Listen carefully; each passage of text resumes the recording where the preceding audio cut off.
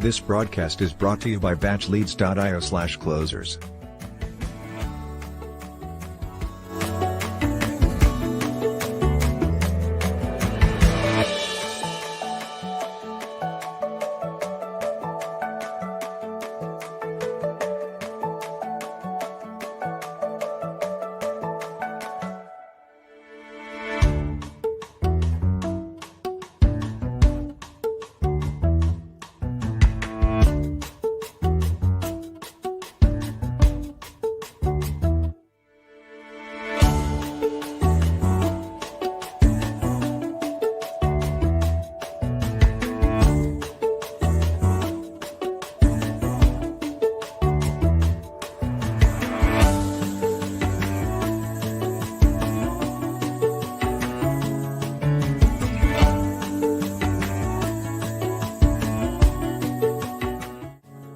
This broadcast is brought to you by batchleads.io/closers.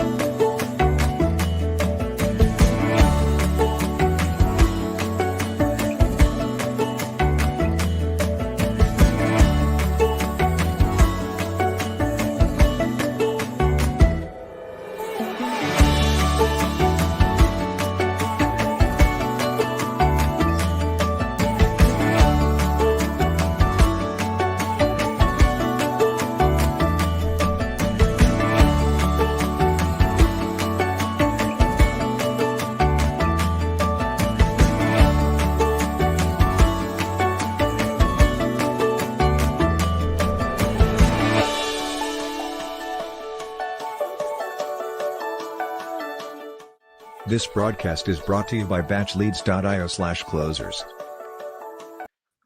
Yo! Good morning, everybody! Look at that for a intro. That's what I'm talking about. Gavin, how are you today, buddy? I'm good, but how are you? I'm doing awesome, man. Hold on. Doing awesome here, guys. Today is May 26th, and we are going to be talking about closing deals today, answering your guys' questions live. Gavin Timms is joining me today here with Don coming in just in a few minutes here. He's running a few minutes late, and yeah, we are ready to help give back and provide some value. Gavin, how you doing, bud? I'm good. Yeah, I'm good. It's been a busy week, I'd say. I was out. Well, last time we did the Coffee with Clothes, I was in Alabama. So we did a bunch of filming at the Flips on Thursday, and then we got back Friday. It's just been crazy, like busy all week. Nice, but man. good. It was actually funny because whenever we did the last episode, you said I'm working at Starbucks, and I was wanting to make a joke the whole episode. Like, when did you get a job at Starbucks, bro?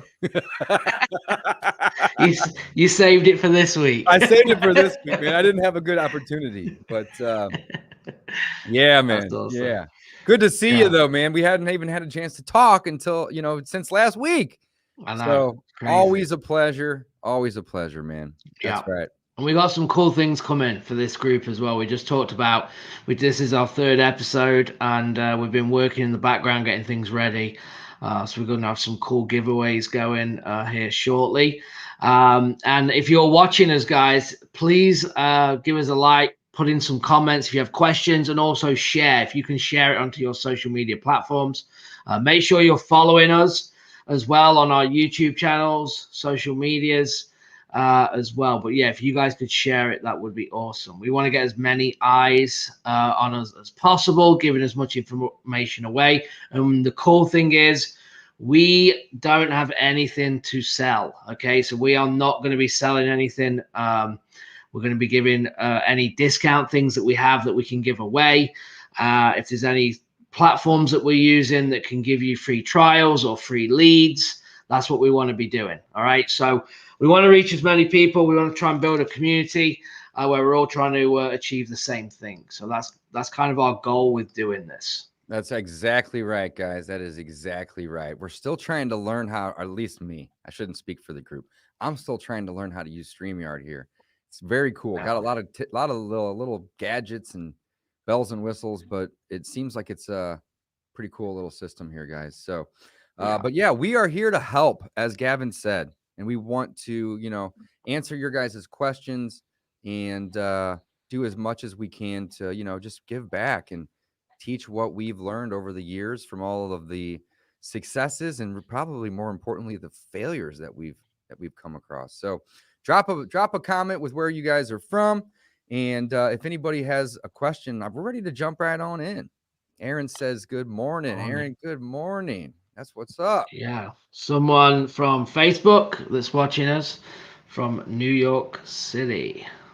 You guys rock. So guys, so in StreamYard, if you're watching, you have to allow StreamYard to show your information. So sorry, we can't call you by name there. We've got Aaron from Houston, Texas. Nice. It looks like Luke's got something. He says, thanks for the content, guys. I watched last week and David cleared up some things for me. So thanks, Luke. Thanks for asking, man. That's what we're here for. So if you got any other questions for us today, drop a comment. We love it, man. We love helping. We love giving back. So yeah. Looks like somebody here is checking in from Charlotte, North Carolina. I don't think I've ever been to Charlotte, but I hear good things about. I flew from Charlotte. It's got a pretty big airport. Kevin, the man. Carol, St. Louis. Man, that's what's up. Steve from Sacramento is in the house. Awesome. Cool deal. Awesome. So I'm going to tell you, we closed the deal on, this is awesome. I don't even know if my acquisition guys are, not that I told him to get on here, but he was on here last week. Anyway, we closed the deal Friday, a wholesale deal. Hell yeah, good work. And it was for $8,000, right? So it wasn't a massive one. Hey, who doesn't need an extra $8,000 though, man? Come on. Yeah. No, I know. They add up. They add up. Sometimes when you do it, I mean, when I started, we talked about this. I made $1,500 on my first deal. So $8,000 is still awesome. Any deal is a deal. But the story is the awesome part. So this here was, we'd been at the closing table without the seller once before on this deal, right? And this guy is, unfortunately, he's blind. Okay. And something happened before where he couldn't get to closing. Something happened, kind of didn't work out. Property looked great. Yeah, I know. Terrible. So anyway, yeah, too soon. So anyway, so Scotty, so we get to the closing table. Something happens in the family. He can't. His wife's left or something, and he basically can't get to closing. So we're at closing. So my acquisition drives about 40 minutes, goes and picks him up, drives him to closing with obviously the attorney there. They go over the paperwork, shows him step by step where to sign, and then drives him all the way home again to get this thing closed for him, right? And he was really wanting to close. He was devastated that he couldn't make the closing. So shout out to Scotty who did that. And sometimes you just got to get things over the line, right? That's what I want to point out with that. It doesn't always go to plan. And you want people on the team that are going to think outside the box, right? I didn't get on the phone and say, hey, I need to go and pick this guy up. He's like, hey, I'm on the way to get this guy to get him to closing. And I was like, well, that's pretty awesome. So anyway, so that's kind of something that kind of happened on Friday. So yeah, what about you, Don? How are you? Welcome. I'm good. Thank you for starting without me. This is great to have three of us doing this. So that's part of what systems, process, and team, right? That's right. Absolutely. So what have you been up to, Don, in the last week? I have been up to, I'm going to be making a lot of changes in my company and a few other things I'm doing, and just try to make it more efficient. Sometimes there's a term I heard years ago. It's easier to create new life than it is to resurrect the dead. Right. Yeah. And I live by that. And so, there are opportunities sometimes to take something and bring it back to health, but you can't bring it back to life. So I'm looking at my organization as a whole right now, and I'm looking at the places that it's just going to be easier to bring in new life. Maybe it's new team members or a new system or process within the organization. and we're making some significant changes. And I'm working on documenting that. So essentially, I'm going to burn the house down and rebuild it. That's where I'm at. That's where Okay. that is where my That's head is at exciting. right now. Yeah. Yeah. So and I've been burning my house down for years, and I'm just still trying to get that thing rebuilt. So yeah. maybe I can get some tips and tricks from Don here. That's Yeah. awesome. So that's where I'm at. That's where I'm So at. what's the major pivot though? Just to kind of bring new life into it, or what was the reason that you're doing that? You know, that's a great question. So and I don't want to get into super detail, but just over the course of the last handful of years, you know, my organization was pumping. It was a well-oiled machine. It still is to a certain degree. A great group of people. I through a series of kind of wrong person, wrong seat situations, and then COVID. There's been some momentum loss. I think some complacency within some of my people, and taking some things for granted, I would say. And we've had some hard conversations the last few days and the last week about what it's going to look like moving forward. And I had the epiphany that it's time to just break it down and rebuild it. And there are some things I would change. In fact, I was writing an email I want to send out where basically we talk about perspective, right? Like there are people out there watching right now that are brand new or newer that would love to be in our shoes, to have our experience, to have our momentum. Right now, my perspective is I'd love to be in their shoes because there's a dozen things, maybe 100 things I would do totally different within my organization, right? And so, and when I was writing that out, I'm just kind of thinking like, well, why can't I do it totally different? I'm in a position where I can. Like, why can't I remove some of the inefficiencies and bad habits and complacency and build it the way I really want to build it at this point in time? One of my biggest regrets is not documenting that when I first got back into the business in 2012. And so it's like, why not rebuild it now and document it? And I love that. Yeah. So that's where I'm at. That's the project I'm working on amongst a dozen other things. But are you documenting it on your podcast for the most part, or were you? I'm so curious to just. It's going to be video, podcast, all of it. We're going to be documenting all of it. I'm getting on the phones. I got on the phones last Friday. I don't know how to use Podio really well. I'm going to be the first one to admit it. We introduced Podio in my organization when I had already left certain positions. So like I jumped on the phones and I handled a couple of calls.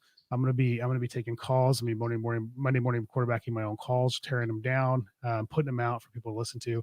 So just kind of getting back in the seat and getting back in the feel of it. I've been at a high level in my organization for so long that it's time to get back into the weeds. And I think that's going to help me too when it comes to answering questions here or other places as well.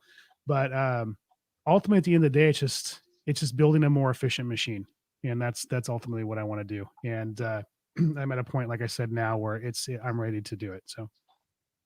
Awesome. I'm excited to follow your journey, Don. Yeah. Sorry to put you on the little hot seat there. No, it's okay. It's okay. you opened it up for it. No, it's okay. And I want to be transparent about it because I think the point that I want to make is nothing's ever going to be perfect, no matter where you're at in your business. And so many of us try to have perfection before we even start anything. And I've been doing this for 18 years now. And as good as my business is and has been, it's still not perfect. And there's things I want to do differently and change. And there's always going to be a job to do, even when you're completely removed from your business, to have successful businesses, there's always going to be a job to do. I think that people need to hear that. People listening to this video and seeing that need to understand that while the money's great, the grass is the same color on both sides of the fence, Yeah. It's not all about money. Absolutely. Yeah. I look at it, from when I was back in golf as a golf professional. I bring forward all the years of being in that profession into business, right? Because when you're on the golf course, there's always shots you left out there, right? It was never perfect. You never, ever, even any of the guys on the TV, Tiger Woods, whatever, comes off and goes, that was just a perfect round. You've left something out. You could have done something different. The decision that you made, whatever it is, there's always something. So you're exactly right. I think people, when they're new, they want to try and figure everything out. And I think what we're trying to say is you never figure it out. Right. No, I'm still trying to figure it out. Yeah. You're still trying to figure it out. 100%. Yeah. Mm-hmm. Yeah. And every time we think we got to figure it out, there's something that pops up and goes, oh, hey, there's something else to talk about or do or think about or fix. Yeah. So absolutely. Yeah. Well, good. Well, I'm glad that you recognize that, because I Right. think a lot of people would want to be in your shoes and going, well done, you've already got this, but it's not right for you, right? And you want to change that. So that's awesome. Dave, what about you? I mean, you must have had some stuff going on in the last week, I'm sure. Yeah, we've been focused a lot last week on acquire. So I think I maybe mentioned last week we're acquiring 9 rentals from basically one of our friends, and we're using the Burr method to acquire them. So it's super cool because half of them are vacant, half of them are rented, and we are um, doing some creative approaches to take it straight to the bank as a refi. So we are, and the bank's aware. We're not doing anything illegal or shady by any means. We would never do that. But we're basically, buying the properties from him with none of our own money. And he agreed to sell the properties to us at 80% of what they appraised for. So we went straight to the bank and we were very transparent and just said, hey, we want to buy these properties. We don't own them yet, but we don't really want to buy them. We want to refi them. So what we're going to do is we're going to buy them, and the seller has no debt on them. They're all free and clear. So he's just going to basically create a note for us. And then, 2-3 weeks later, we're going to refinance it out because the restrictions on a refi are less, and the actual, the benefit of using a refi versus a purchase, there's a lot of benefits there. And so we've been working really hard on that. So we've actually acquired 8 of the 9. We'll be acquiring the 9th one this week. And then the refis will be, 2 or 3 weeks behind, but the bank's already started on everything. And that's been keeping us really busy. Other Nice. than that, a couple wholesales that we've been, working on.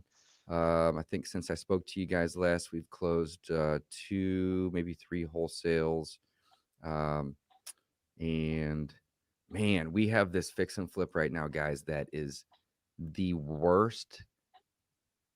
I'm trying to think of the way to word it. It's the worst house I've ever been in terms of like, I mean, obviously we've been in houses that don't have roofs, right? You can't live in those houses, right? But it's the worst house. Let's put it this way. It's the worst house that I've ever been in that somebody was previously living in. I mean, just disgusting. I can't even go in the house for more than 45 seconds without having to run outside and get a gasp of air or throw up. I mean, it smells so incredibly foul. It's just That's crazy. why it's better when you don't see asses, right? That's For that reason. That's right. So this is actually a fix and flip for us. We may end up even wholetailing it. But Okay. we buy problems, guys. And I think, to the listeners and the viewers here today, I mean, that's really the best way to go about finding a deep discount, right?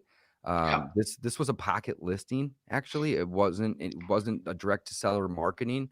But it kind of, I mean, it was still, it was a networking play.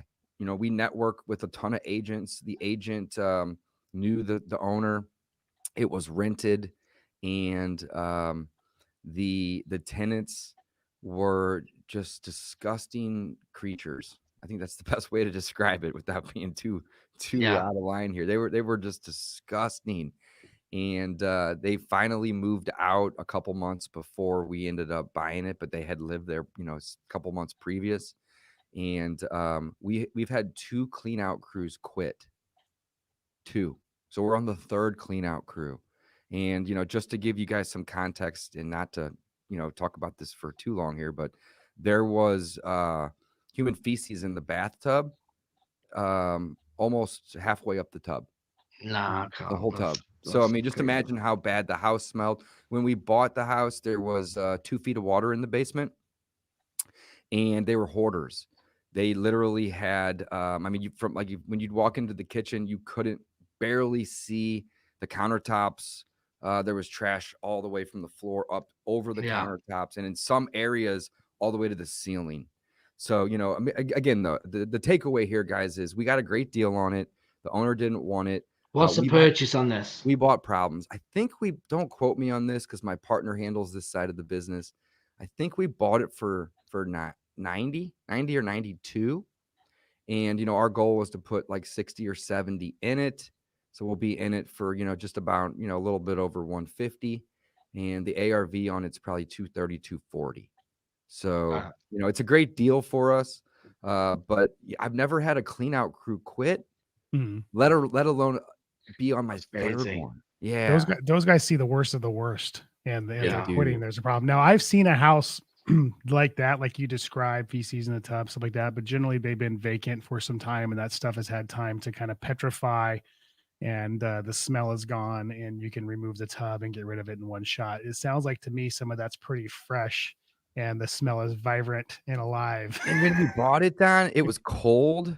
So it was like kind of, I don't know if it was frozen or if it was just this, like when we walked through it originally, I shouldn't say we, when my partners walked through it originally, they were like, it smelled, but it wasn't like we could hang out on the house for 5 to 10 minutes, no problem. And then when we just went back last week, like none of us. You stirred it up. You started moving things. Yeah, exactly. It's heating up. It's warm outside now. We're getting 80, 90 degree weather here. And then on top of that, they started moving all this trash out to where, I can't go in the house for more than a minute without literally having to run outside. Yeah, that's crazy. It's so bad. And for everyone listening, when you get houses like this, obviously you can't see things, right? You can't be looking at cracks in the walls. And so you have to get it deep enough because you don't know what's behind all this craziness, right? So you have to get it deep enough to know literally, like, if we have to like knock everything down and we have to like rebuild this thing, we got to be able to make money. I mean, we were joking, guys, on like, we're going to gut the the kitchen and the bath to the studs. And, the joke at the office here is like, we might even have to replace the studs.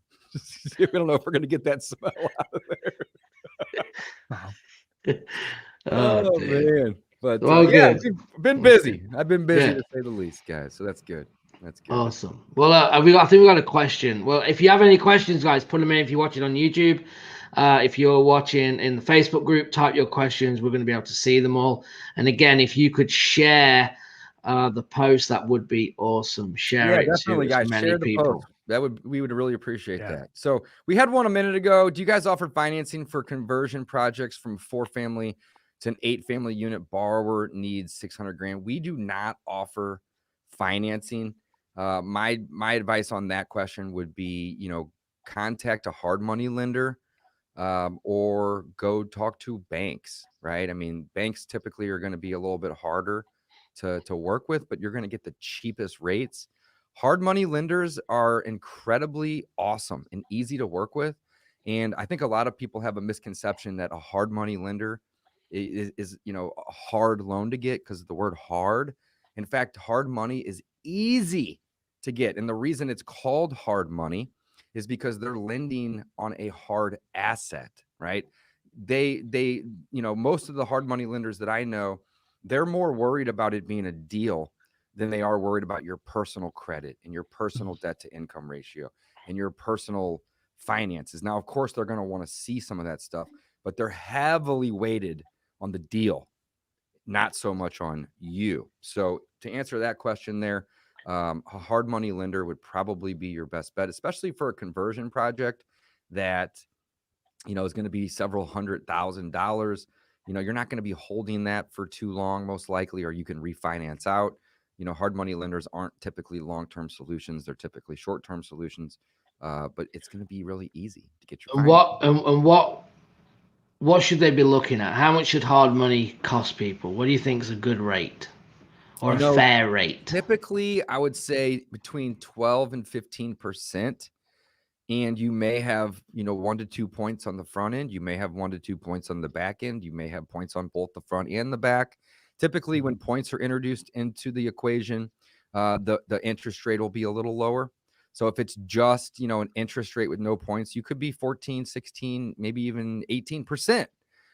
Typically in my market, I'm seeing most of my hard money lenders are pretty competitive around the 12 to 14% rate.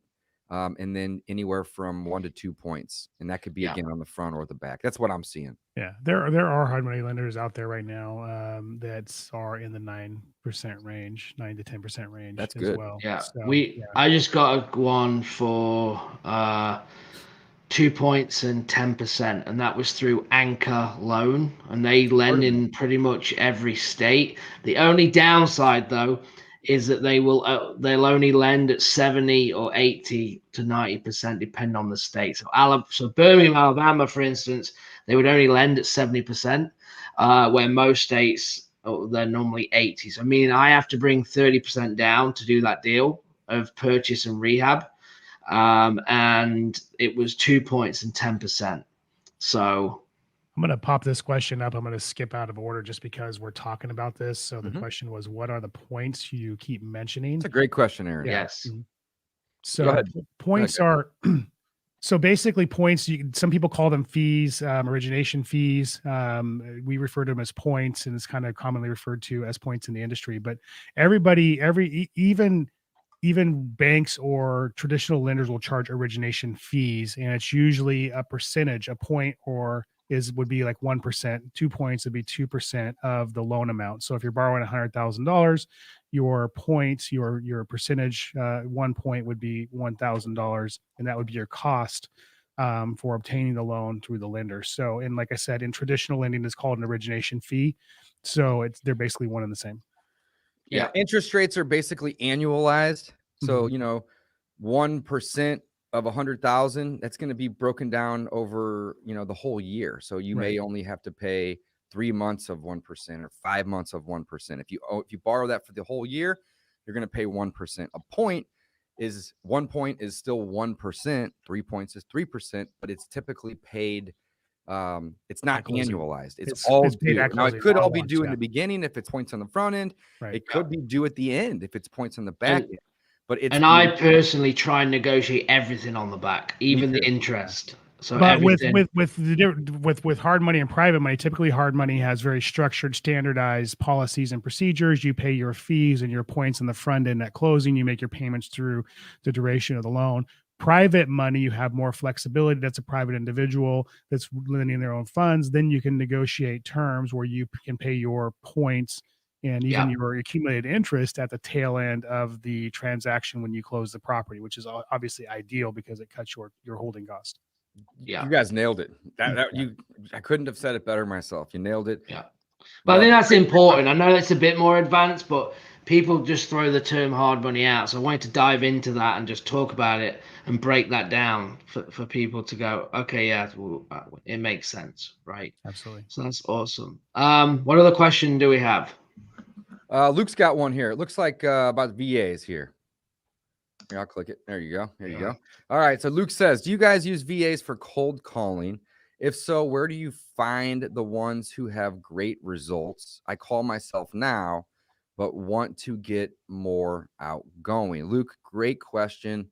I'll start with this, but I want to hear your guys' opinions too. So I have 3 virtual assistants for cold calling. There's so many different places to find them. And, the results you're going to get are going to vary. And the reason I say that is, if you hire somebody local, meaning like US based, which can still be virtual, right?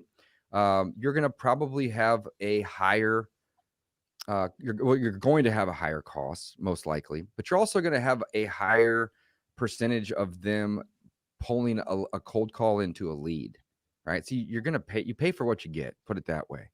So in terms of results, if you go find somebody at, $3 or $4 or $5 an hour overseas, they're probably going to have a slight accent. They're probably not going to know your market very well.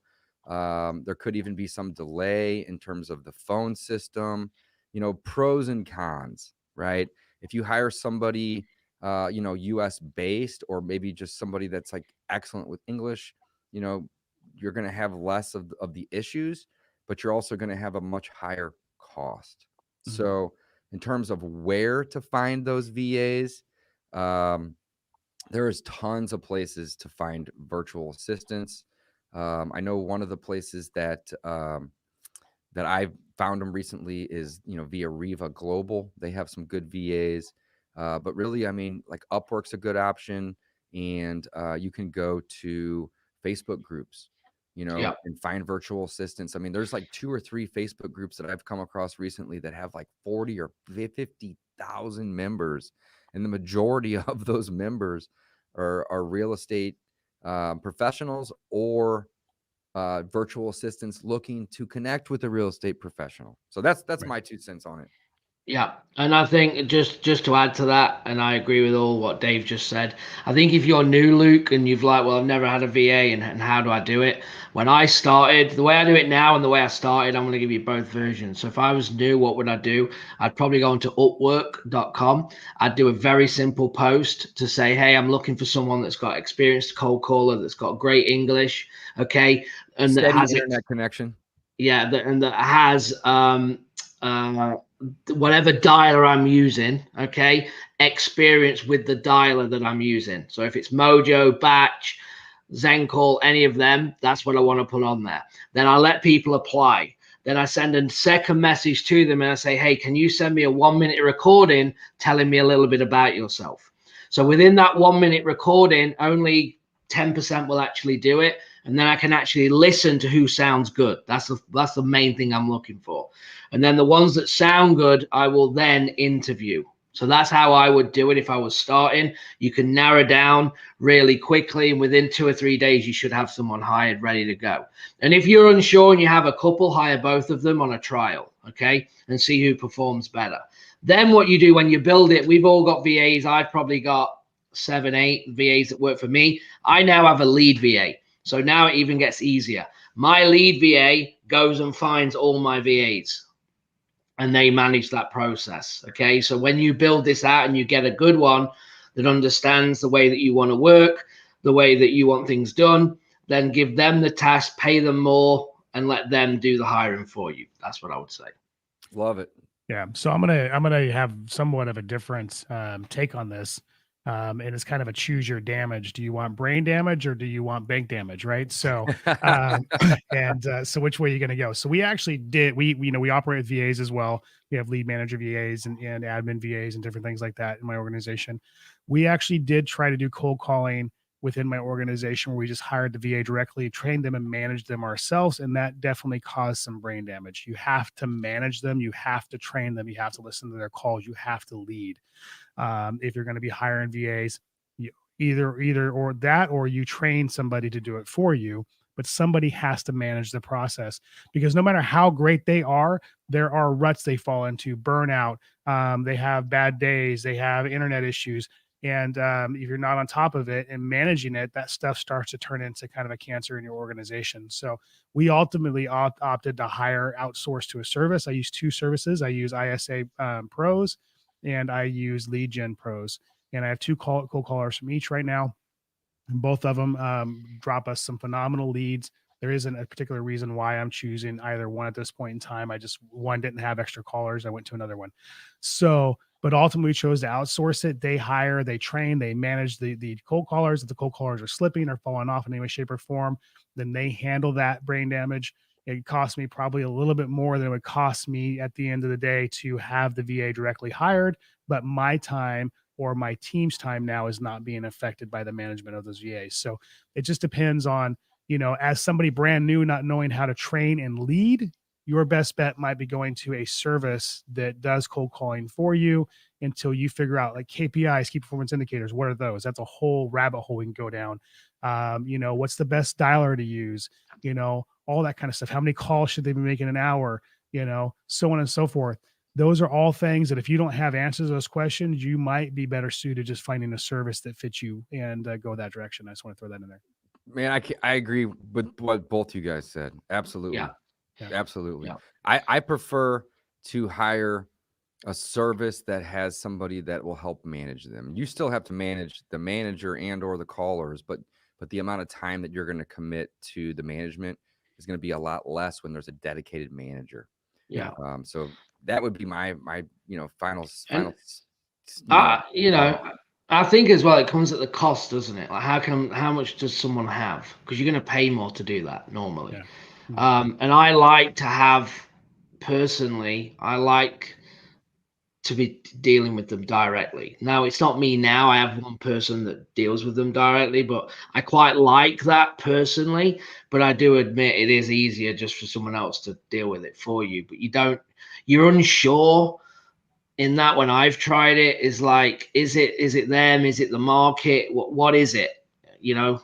Well, I think It's just, working with a service that provides the recordings, I think, is extremely important. That's if then you can tell that. Like yeah. most services I use, they drop the recordings into our Podio with the Mhm. lead. We listen back to the recording. For instance, when I jumped on the phones the other day, I went through some of the recordings myself, and I was like, "Hey, this is not. I don't even know why we're getting these. This isn't a lead." Yeah. And we gave Right. feedback to the company, and they're gonna make adjustments. And you got to have a partnership, even when you hire a company. You got to manage no matter what. Let me just throw that in there. You Yep. can't just somebody's got to manage your business, whether it's you or somebody else. Period. You either have a partner like Dave has a partner, or you're doing it yourself, or you have somebody in between you and the people like Gavin does that does it for you. Somebody's got to manage it. And even when you outsource to somebody, it's not a set it and forget it. I think that's the biggest mistake people make Yeah. right now in their businesses. They think that they can just automate and autopilot everything and never have to think about it, sit on the beach and pick their nose and work on their laptop. And that is not reality. Somebody's got to manage the process. What is being tracked makes you money. What is being watched stays efficient. And that is just a fact. So even when you outsource it, you need to be listening to recordings and giving feedback to the companies you're working with, because they want to improve too. They want to know that Yeah. they're providing a good service to you. So that's my soapbox moment. Sorry. No, No, Don, no, thank you. absolutely. Great. That's That's great why we're advice. here. It's Yeah. it's good to have a little discussion to see how it's Right. the ways that it Absolutely. can be done. Yeah, and you know? even I think the main takeaway I got from that is, you got to listen to them, and if you don't like what's happening, Say something. don't get mad. Just give them feedback. Yeah, like 100%. I monitor. I haven't been doing it so much recently because I've been busy, but I try to sit, and monitor my callers, at least for 20 or 30 minutes at a minimum a week, sometimes for an hour or two even. And I like batch. I use the batch dialer, but again, there's lots of different options out there. But with batch and other options as well, you can monitor them and or barge in. And I'll even send them a message before, sometimes I will, sometimes I won't, before I'm monitoring them, because I don't want them to think I'm like spying on them. I'm doing this to give them positive feedback. They, and I also bonus my callers when they get deals. So they want positive, they want feedback, right. even if it's not necessarily positive. They want to know how they can improve. I mean, you're dealing with people, so just go into it with, hey, we're in this as a team, even though you may work for me, we're still on the same team. So, you're doing really good at this. We could maybe make some improvements over here, and here's how, so Absolutely. don't just hire and forget. You Yeah. gotta be there. You gotta be around. You need to monitor. And even if you have a manager monitoring them, you should still jump in and help, but also, just provide feedback, because that's really what they're looking for. Yeah. We have one over here from Erin that kind of takes us in a different direction, but she asked if we can cover creative financing, basically how to do it and their exit strategies. So, do you guys do a lot of creative stuff?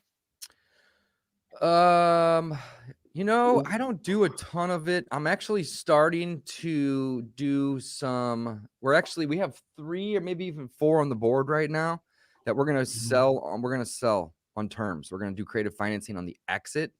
I've done some creative on the acquisition. So that's kind of a 2-part question.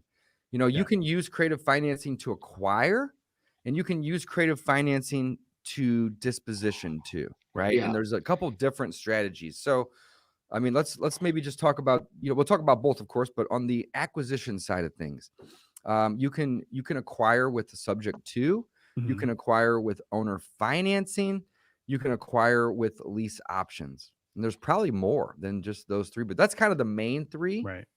And there's pros and cons to each of And them. you can, I mean, not the sub 2, but you sell on owner finance and lease option as well. And then you can sell on, and Gavin's the lease option guy here, man. We're blessed to have him on this with I don't us know right about that.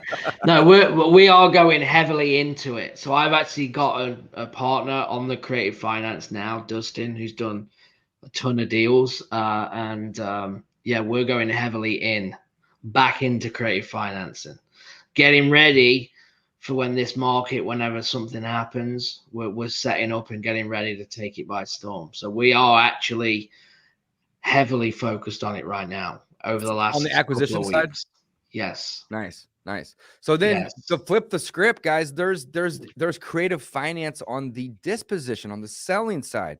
So you can also do lease option on the disposition side. I wouldn't recommend subject to, because that would mean somebody else would be taking over your loan, assuming you have one. Or But yeah, lease option, or dispoing subject to. I'm or leery you about could that. dispo a subject to and basically sandwich Yeah. it, or you can just get out of the way and make a Uh, wholesale fee, something along those lines.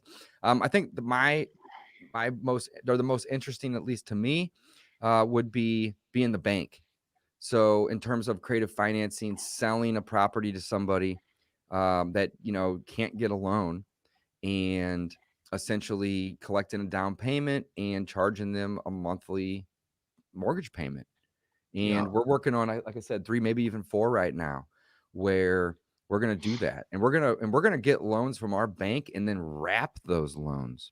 So we'll actually, own the property. I shouldn't even say that. They will be on the deed, right? But we'll have an underlying debt, and then we'll wrap that. And that's a whole different ballpark, of course. But the benefits of that are you can arbitrage the bank money. You are not the landlord, right? You are the bank in this case. So you don't have to deal with the maintenance. And then, of course, if they don't pay, then you would just foreclose like any other lender would and take the property back. So the cool thing I like about that particular model, and that's why we're starting to do some. So I'm kind of dabbling at this point, is you can charge 9, 10, 12, maybe as much as 15%. Now there are rules. Dodd-Frank has definitely made some changes, and I'm no pro at this. But you can charge a much higher interest rate than what you'd be paying, assuming you have a bank loan on it. But also, let's say that I go get a property that I pay $100,000 for, and I have, just simple math, I have a 5% loan, and I turn around and I sell that property for $140,000 at 10%.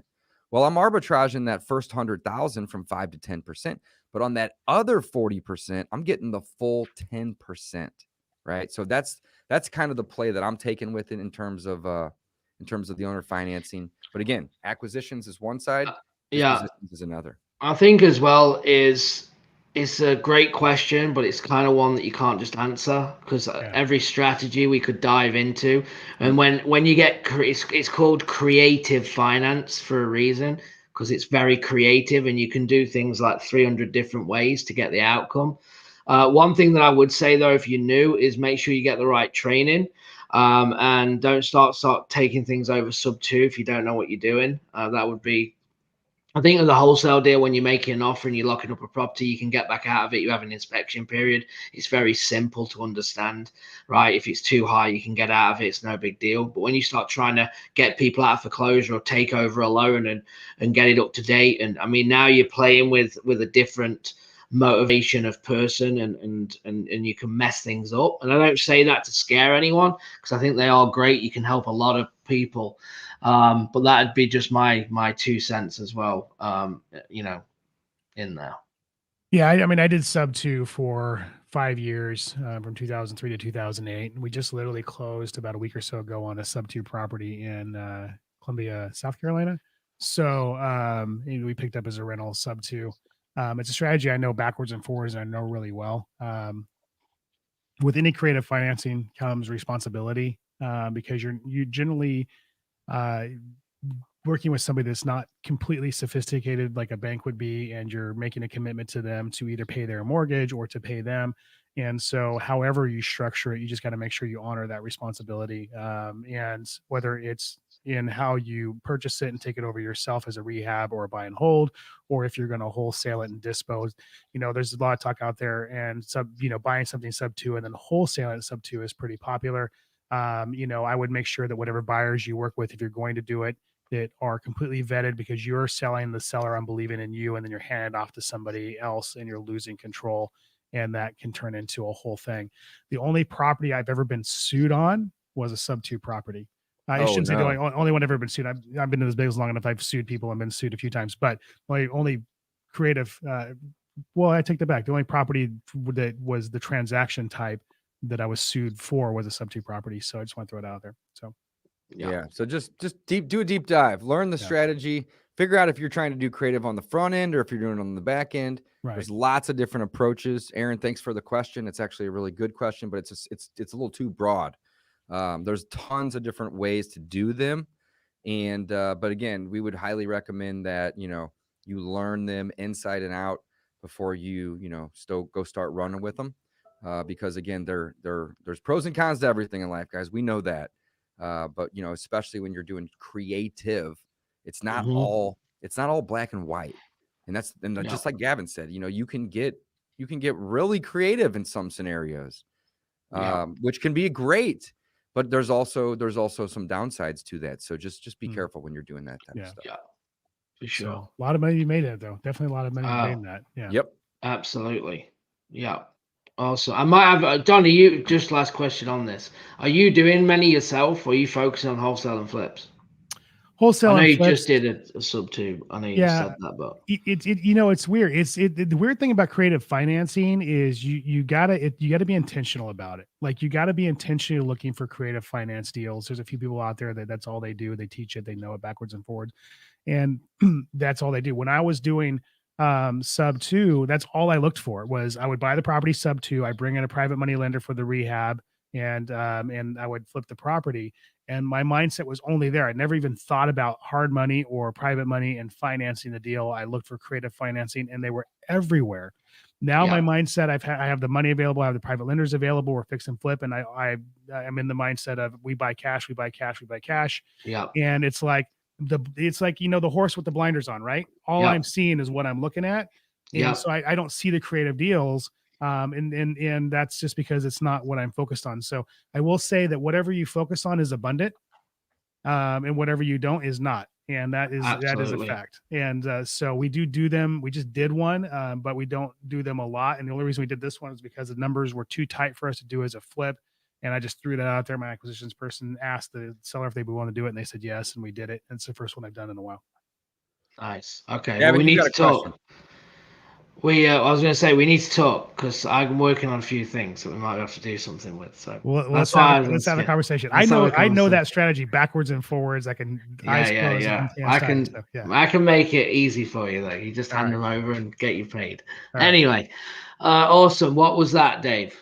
We got a question here. Is the lease option an excellent newbie strategy? I think with any, because it's in the creative bucket again, right? I think the thing is that you need to be able to position yourself better on the phone, right? In creative, in a lease option. There's more moving parts when you're new. Now, it's a nicer conversation when we're dealing with lease options because we literally can have a conversation where you give them what they want, right? And you can give them the rent if you're assigning it. So it's an easier conversation. You're not beating people down on price. So it's good for that. Where it becomes sometimes hard for newer people is that, okay, now I've got to get the contract, then I've got to go and get a buyer to put into it. I've got to assign it. There's just a lot more moving parts in it than there is in a cash deal. So I would say also, I would add, it depends what market that you're in. If you're in something like a California, if you're in places like Phoenix, then I do believe creative finance is definitely a way to go because you're competing and you might not want to put the marketing dollars in to find the wholesale off-market deals that you need to, right? Like Don's in California, one of his markets. I don't know what his ad spend is, but I know it's going to be a lot more than someone in Ohio, right? Or Michigan, and people that are new they don't want to drop $5,000, $6,000, $7,000, $8,000 to get a return and get one deal, right? Where in lease options or in creative finance, it's definitely, I think, an easier conversation because people will you'll be able to give them what they want. You're negotiating less equity if you're going to stay in the middle and you're trying to cash flow it. So I would say yes, it is under the right circumstance, depending on what you're trying to do. I believe it is, but you need the right training. You can't just go at it. I think wholesaling is much easier as a start, and it's much simpler. It's not easy, but it's simple.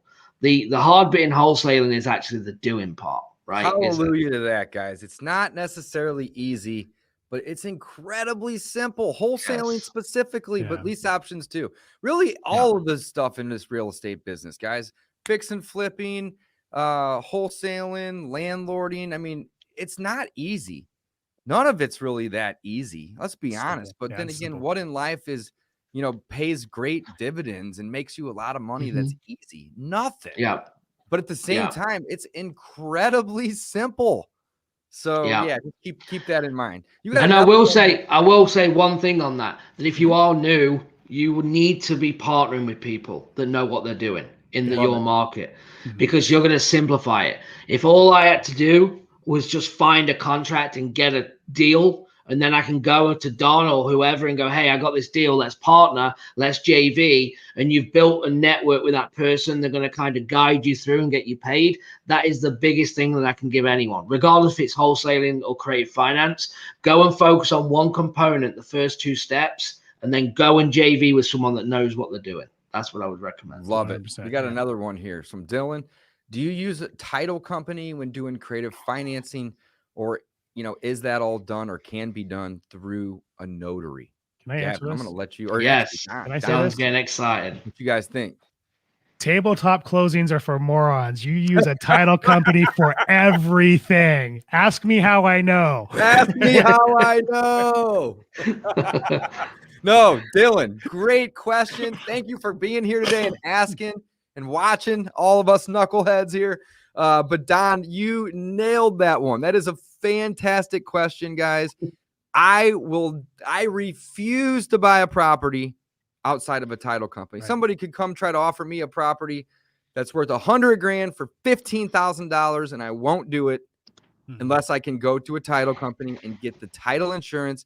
Reason being is because if I can't sell it, then I'm just going to have to then go try to convince the next sucker to buy it from me via a notary or via a quick claim or whatever that is, right? So I think everybody on here at this point will agree, title companies in some states, maybe closing attorneys, whatever, Yeah. right? You should always go through the proper channels. Make Yeah. sure that you are getting title insurance, because a property that you can't sell is the biggest liability in the book. And let's explain that. Literally. Let's break that down. So what happens when you buy a property and you don't use a title company, you've broke the chain of title. Even though there is a transaction history, there's a paper history, because it was not an insured transaction, you broke the chain of title. A title company will not touch that. They will not close on that, period. End of story. It will not happen. They're going to require you to go back and try to find everybody that was involved in a transaction. They're going to have to sign affidavits or new deeds or whatever, depending on your state and your title policies. And that is a nightmare. I used to do sub twos. What I used to do is people would be in foreclosure. I'd have them sign the deed, and then I would go send the bank the reinstatement check to reinstate the loan. I'd overnight the reinstatement check, and then I would have them go ahead and I'd hold the deed as security, and I'd have them go through title and go ahead, and we get title insurance and we close, and I would just submit the deed to title that way. It was really risky the way I did it. To believe it or not, that was a risky way of doing it, but at least I had some protection. There's a few times where somebody got squirrely on me, and I just went down to the county recorder and I recorded the deed.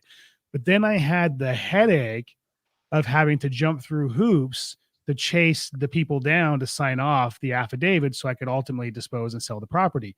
And that was a nightmare. But you also have the added caveat of no matter how good of a researcher you think you are, there's always going to be something in those situations that's going to pop up during a title search that you missed that's going to catch you off guard. It may not happen the first time, the second time, or the 8th time that you do this, but that 9th or 10th time when you get caught with your pants down, it's going to be in a very expensive lesson. And that is where I say, ask me how I know. So something that you thought you knew, you're a great researcher, you went down to the court or the county and you searched something, you thought there was nothing there, that will catch you off guard, and it's not going to be cheap.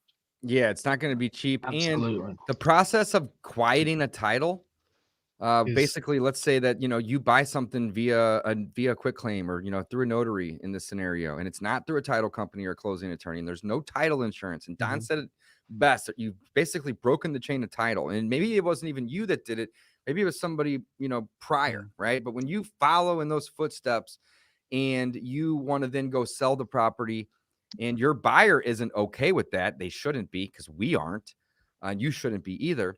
But you have to go through a process called quieting the title, and you have to hire an attorney to do this. And that process is not quick. I mean, on average, I'd say it's 8 to 12 months, and it could be Or longer. And if somebody then in the process of them, contacting the previous owners or owner's heir, whatever, tries to stake claim to the property, then it's going to be even longer, and it's going to cost even more money. And you may even lose the property after you paid for it. So, guys, if you take away anything from today's call, stay away from quit claims unless it's like, within your internal organization, or, that's the only reason that I would ever allow a quit claim, is if I'm quit claiming it from one of my companies to another. But even that should probably go through a title company to get title insurance, because when you go to sell it later, it's going to prevent all your problems. Right. And that's the cool thing about title insurance. I mean, think about it. What is title insurance? Let's go there. Who can answer that? Because I don't even really know the answer to that, but I know that it's an insurance policy to basically help you sell the property if there's any issues that occur, right? So who knows the most about title insurance? So a title company or a title insurance, a title attorney will do a title search. They'll go through and they'll do a title search. In California, they give us a preliminary title report that says, this is what we found against the property. Either there's the XYZ owed, back taxes, mortgage, whatever, or there's nothing owed against the property. Maybe there's HOA dues that are in collections or in foreclosure. They're going to go through and they're going to do a search to see if there's anything. Does the person have a judgment against them? Was there a break in the chain of title? Is there a mortgage from 40 years ago? We run into this all the time. Mortgage from 40 years ago that may or may not have been paid off, but was never reconveyed, or, essentially a document to the county that says this was paid off as a reconveyance. So, is that going to be an issue? Like we have to there's a special process we have to go through, and we have to get a bond here in California. It takes about 30 days to insure against that old deed. I mean, the old note, if we can't find proof that it was paid off. So they do all of that. And then they insure the transaction, saying we did all our homework and it's clean. They're insuring a clean title. So you're buying this property saying my title is clean. It's safe to buy this property. Nothing's owed against it. Nobody's going to ever come back and stake a claim. If somebody comes back and tries to make a claim, or if something's missed, you're protected. And you're protected. You don't have to pay that. The title company pays that. I had a transaction one time where they had sold to us and didn't pay off the previous owner's back taxes. And then we turned around and sold it, and they didn't pay it off then in the title. For whatever reason, they missed it. And it was over $5,000. And the new buyer got a bill for that back stuff. Our current stuff was paid, and title company covered that. It was a small one, but title company, I didn't have to cover that. So ultimately, at the end of the day, they're saying this is clean. We've searched it. There's nothing there. And if something pops up, we're going to pay that for you. So that is the reason why you want it, the reason why you need it, and the reason why everybody asks for it. Man, Dylan, great question, though. And thank you for asking. Thanks for coming and watching today. Keep them coming, though. We love it. That's awesome. Guys, we all have a hard stop today. We have about one more minute. I want to encourage everybody to go over and join the Facebook group. I dropped a comment with the link, but the Facebook group is called Coffee with Closers Live. And yeah, I just want to encourage everybody to join that. Also, if you want weekly, it's, we haven't sent a ton of the stuff out yet because this is only episode 3, but we are working behind the scenes to improve and, make this better. Of course, we're very passionate about helping everybody here. But if you text FLIP, FLIP, to, let's put this up on the screen. If you text FLIP to 314-310-5221, we all have access to this phone here. And this is texting only, so you can't call it. But we're going to start sending out, some weekly tips and tricks to help everybody, right? We want to help. That's the goal here. Yeah. So, guys, anything you want to end with today? No, we have a great question here. Unfortunately, real estate, Rod, we're not going to be able to really jump into it. I will say that if it doesn't look like a deal and somebody isn't going to want it, that's probably not a deal, and I wouldn't waste my time on it unless you're going to keep it yourself. We won't jump into the full point. At least if deal doesn't have enough spread. But we'll dig into that next time, and we'll maybe save that for a question for next time, and we'll jump into that one when we start the next one next week. So yes, awesome, awesome, very cool. Guys. As always, it's been a pleasure. Can't wait till next week. I know you guys are going to crush it this week. Close some deals for me. And signing off, guys. Thanks for watching. Thanks, guys. Bye-bye.